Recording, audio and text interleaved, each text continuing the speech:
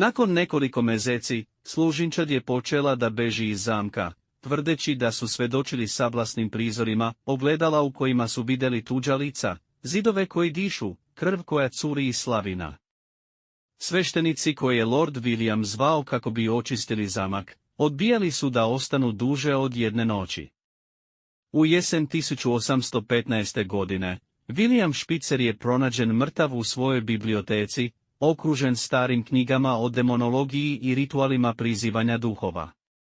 Na zidu je bila ispisana poruka na latinskom, aperuit astiam, numuam claudetura, otvorio je vrata, nikada se više neće zatvoriti. Nakon njegove smrti, zamak je ostao napušten skoro sijovek. Vreme je učinilo svoje, krovište se urušilo, vrtovi zarasli u korov, a priče o prokletstvu prenosile su se s kolena na kolino.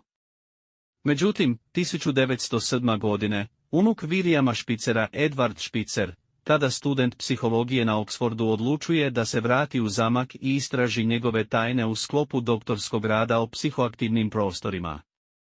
Edward je postavio kamere, snimače zvuka i vodio dnevnik. Njegove beleške govore